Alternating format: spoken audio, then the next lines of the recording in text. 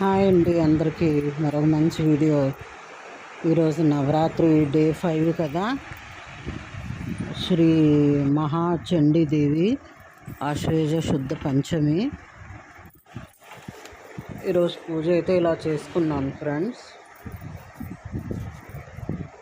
కుంకుమ పూజ అష్టోత్తరాలు అవి చదువుకొని కుంకుమ పూజ చేసుకున్నాను. ఓం శ్రీ ప్రకృతి నమః.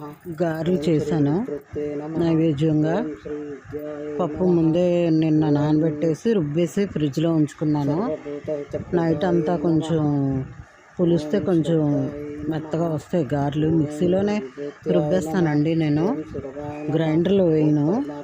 మిక్సీలో రుబ్బినా బాగానే వస్తాయి గారెలు, అయితే మెత్తగా వస్తాయి ఆయిల్ లేకుండా. కొంచెం అల్లం పచ్చిమిర్చి రుబ్బేసి వేసుకున్నాను. వేసుకొని గారెలు అయితే ఇలా చేశానండి.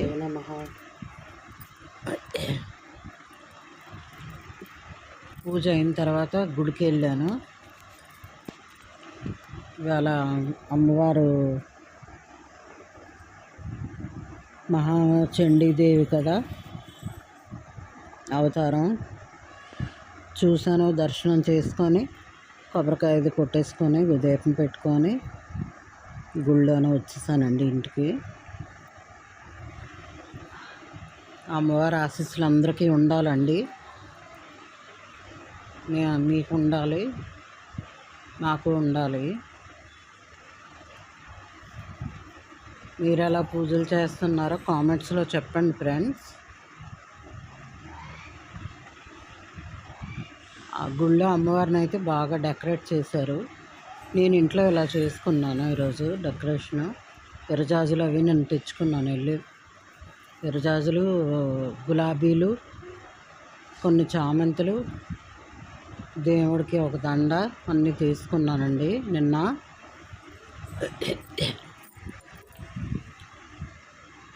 మేడ మీద వేసి సన్నజాజులు, కనకాంబరాలు ఉంటే కోసి మాల కట్టాను. మళ్ళీ మొగ్గలున్నా మాల కట్టి కామాక్షి దీపంకి వేసాను. పూజ అయిన తర్వాత గుడికి అయితే వెళ్ళాను. అమ్మవారిని ఇలా రెడీ చేశారు.